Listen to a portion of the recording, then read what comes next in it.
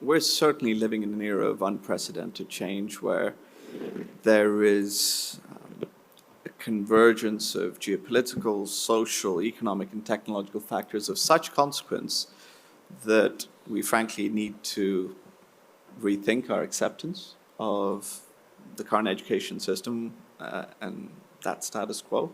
I mean, if your specific question is around employability, look, I know there's this great fear around jobs necessarily being lost to artificial intelligence or different mechanisms of automation, but the reality is we've always had to endure that. The same argument was posed when we had the Industrial Revolution.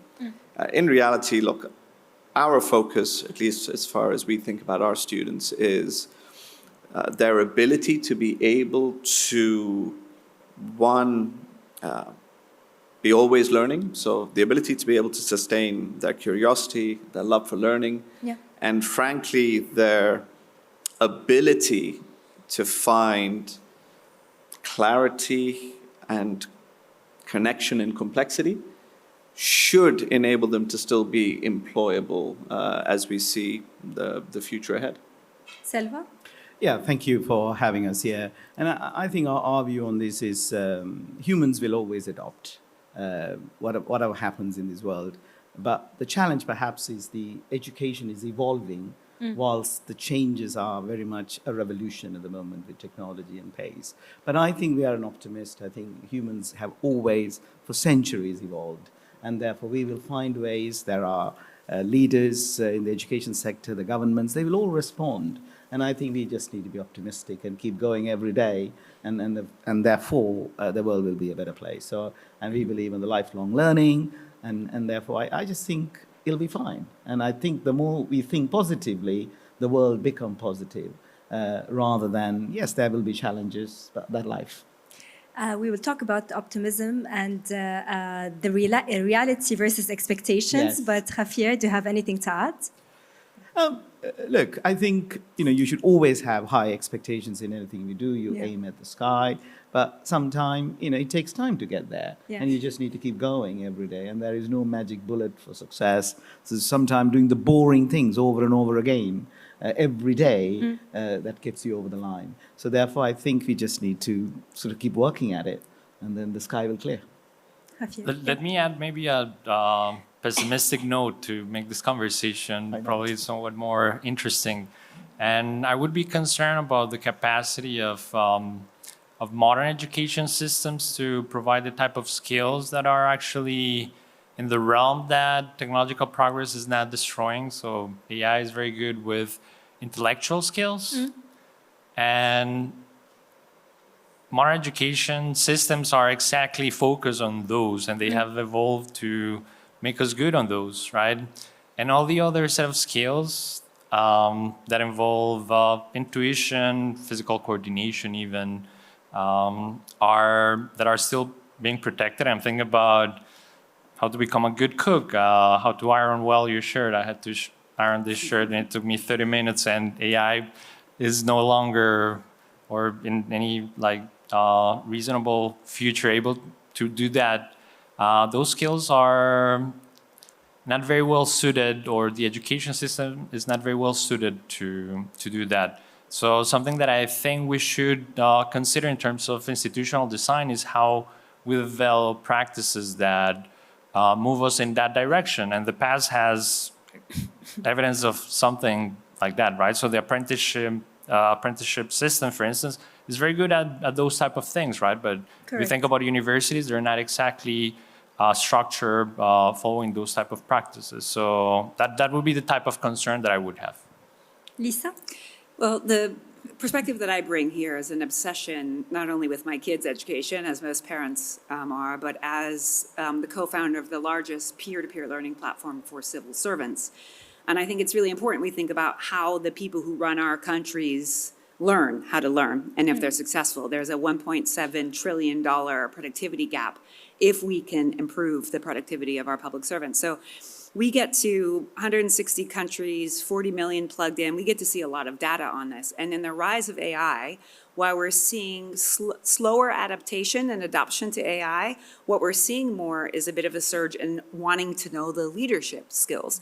And what gets me excited about that is we're beginning to see how we can kind of diagnostically understand creating the conditions for each person to learn. So I have a son who I noticed he was struggling a bit. He has a very large hard drive, but slow processing speed. So as we can do more kind of precision learning and understand that the brain can only learn if it's well fed, if it's well slept, all the conditions around learning, we have the evidence for, we can target it. So that's what gets me excited, how technology can target learning in a better way. So we all want real impact out of education. And Selva mentioned optimism, but there's always this gap between expectations and reality. What can you tell us about this? Look, certainly let me cite a couple of things, right?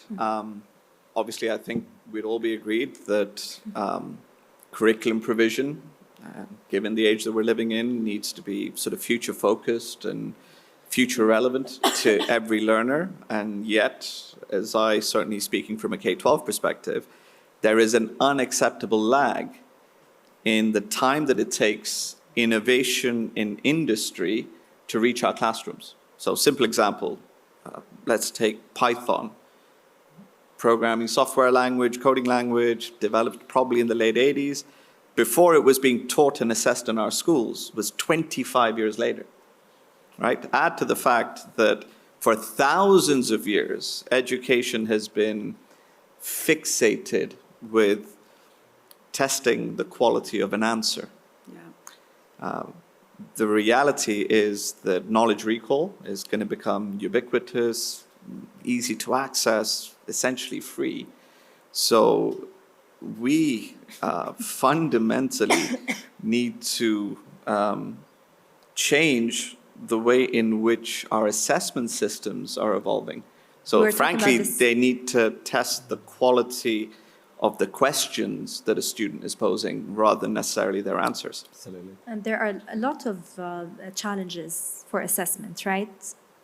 Right? Absolutely, sorry. Yes, Yeah, I completely agree with you. I think the education system is sort of, we are assessing based on answers, and the answers are all there. Yeah. I think the key is, to what extent you can ask the right question and what's the prompt that you can do for the AGI or the agency. I completely agree. I also agree with you. I think the whole thing, our research is around natural intelligence, we call it. And the future is figuring out who you are as a human being. What are the inner skills? Perhaps, again, the education system never addressed it because in the Industrial Revolution, there wasn't a need, perhaps. So we were learning a lot of facts. But now in this technology revolution, if you don't figure out who you are, how you develop your will, your intuition, and all of those skills, I think we are on a toast. I think what's our relevance? Because suddenly there is an intelligent creature is coming there far better than us. So what's our role to play in it? But there are a huge role to play. And that's where the leadership, I think, as you said. So I think I'm an optimist because there are tools available for humans to become real humans and then really enjoy life.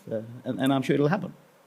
Javier, but available to everyone? This is part of expectations versus reality, right? That's certainly the case. And an additional point in which I think there's a gap between our expectations and what is going to be probably the new educational paradigm is how AI specifically has changed the way in which people expect to learn. And I'm particularly concerned about the comfort that the tool offers, right? So indeed, AI offers this immediate access to all the knowledge out there, and it has this huge potential. But as learning becomes easier from an individual point of view, I think there's something that is being lost, right? So learning has this element, I guess equivalent to maybe physical fitness, that requires some degree of discomfort. That's literally how the ideas are fixated in your mind. And I guess the recent work on neuroscience proves that, like what exactly is happening in your mind. But you need some degree of discomfort. And in a different technological world, education was naturally driven in that space, right? So you had to go to the library, or even if you had to Google, you had to spend some time looking for the right website that had the right type of content, right? So you wouldn't get just immediately an answer, right? So one concern that I have is that the new tools that are there that seem so promising are maybe harming the practices that allow people to actually construct the knowledge that is going to help you in like whatever endeavor is that you're aiming. Lisa? I think on the first principle level, the two expectations that need to change is that you have to learn how to learn, and you test for learning how to learn, and you have to always be learning. But the problem, that's continual. And for adults, it's in situ, right? It's in situations that you need to do that. It's not, some of us can take time out of work to do that, but it has to be day to day. And that's really what we're focused on at Apolitical, is like applied learning on the job. But I have been around for a long time, 50-some years, and the amount of conversations I've been part of that says we need to switch from content-based learning to learning how to learn, we're stuck. So, and for me, I'm kind of tired of talking about how to learn. I want to talk about how do we influence the system so we can learn. I'll tell you, I'm American, live in Germany, we work globally.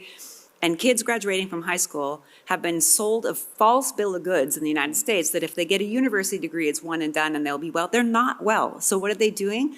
They are rushing into trade skills, which AI cannot take. Plumbers, $60,000, $80,000 out of the in their first year versus hundreds of thousands of dollars worth of debt. So we need to help bring dignity to the jobs that, you know, no offense to any academics, but that was like the top, the intellectual. We need people to take care of others, to build roads. We need these real jobs back, and that requires a different education system. Germany has a lot to teach with how they do that. Dino, how can education systems move beyond traditional degrees to deliver flexible, lifelong learning pathways, in your opinion? So let me at least speak to K to 12, which is our core area of expertise. Yeah. Again, I think we need to abandon this factory logic. Yeah. This factory logic that essentially says that age-based progression, one-shot, high-stakes exams in order to signal competence and capability and qualification. The reality is we need to move to a system that's able to continuously demonstrate not just competence, but character as well. Yes. So look, one of the things that we've been working through at GEMS Education is thinking about how can we add a living learning portfolio, right? And this could include things like mastery maps, creation portfolios, assessments for human performance, wellness, readiness, which talks about physical literacy or just physical well-being. Think about credentials that are micro badges, which again, you earn when you are ready, not when you hit a birthday. And for me, this actually forms essentially a new transcript, but should be much more honest because it should demonstrate capability over time. And Lisa, what leadership, civic, and human skills are most at risk and are being overlooked, in your opinion? I'm really worried about people's ability to really listen. Yeah. You know, we have very short term, very little attention span. There's a lot of rewarding on sounding smart versus actually coming together to listen to each other and co-solve a problem. So I think we need to teach people how to listen deeply again. And there's a Chinese symbol for it, which I really love, which is ting, which you listen with your eyes, your ears, and your heart, and you kind of sense the other person. And so these essential skills need to be brought in all the time. I need to be reminded to listen. Yeah, we all do. Javier, which policy or labor market intervention would most effectively ensure reskilling leads to real economic mobility, in your opinion? That's a very good question. I don't think I have a great answer in the sense that considering the pace at which technological progress is taking place, the rhythms of policy design and governments in general do not seem to be able to match that speed, right? So I'm pretty concerned, and here at this summit, I attended several panels in which some governments have these very ambitious plans to implement AI in educational system, and my general feeling is like, dude, this might work for AI 6 months ago, but when you're going to deploy this, it's going to be an entirely different context. So maybe what might be promising to some degree might be to promote flexibility in the labor and the educational market. We want decentralized solutions. We want institutional designs that allow actors to adjust to the technological space that, again, is very rapidly changing. Anything that has a more centralized vibe that might recomfort us with the hope of certainty from technocrats, I would be pretty skeptical from those type of solutions. Selva, what does effective collaboration between industries and education providers and policymakers look like? An effective one? Yes. Yeah, I think it's sort of very similar to the point that Dino made. Some of the things that what's happened in the sector, it takes years to come to the classroom if it's K to 12. And the same thing, we are in the university sector. So post-18, lifelong learning. Even that, because what the curriculum, what we are really teaching, I think it is out of date. And then the policymakers, are not sometimes ready to change it. And then the older the system is, where we come from, the English system, it's harder to make a change. And I think it's all about one of the best things. And I think it's, in fact, my colleague who's he says, in some policymakers, if they don't want to make a difficult decision, what they don't do is they don't make a decision. Yeah, so if you don't make a decision, then nothing will go wrong. And therefore, what they do, they stay put. And then the world is moving, and that's the frustration. And I think Dubai and the World Government Summit, these are opportunities to really come and shake the system a little bit and say, and collaborate. yeah, why don't you go and try it? Yeah. You're not going to, the world is changing anyway, Yeah. but might as well go and try, if not change. Instead of that, staying in the status quo, keep on doing the same thing thousands of years ago. University started thousands of years ago. Oxford is 1,000 years. Oh boy, you changing them. It's like, I don't have an example. It's hard. So I think there's a biggest challenge. People don't listen. They just shake their heads, or they continuously agree with other people because of status quo, or not willing to be who they are because they're always trying to convince somebody else rather than have their own views as policymakers, because maybe they want the next election to win in some part of the world. So I think that's the challenge. And I think us being here at the World Government Summit at this forum, there should be a lot of insisting on the fact that partnerships and collaboration is the only way, It's the only way. to make the future, like the digital future, accessible Right. to the next generation. Any additional points before we end our session? So me? Anyone? Okay. Well, the only a bit friendly pushback I will get as someone who works a lot with politicians all around the world. I also run our foundation, which is called the Better Politics Foundation, and I work with politicians, current and former, on leadership, not on politics and policy. But it is a tough job being a policymaker right now. Of course. It is In this death age. threats all the time. We just did the first study in the mental well-being of politicians, and the stakeholder tsunami that comes at you whenever you want to make a change. And it is not just about winning the next election. It's often winning or losing the next election against people who would destroy the things that you're actually trying. So Correct. I would just call on people to have, with great respect, a bit of sophistication about how we as citizens and stakeholders can help change things from the inside out. It is more than electing people. We need to see it as circular power, that when people get elected, they need their help in doing hard things. And for that, I think we need to really improve our civic education to bring how real change happens in societies. We need to go way beyond elections and see us as co-creating our futures.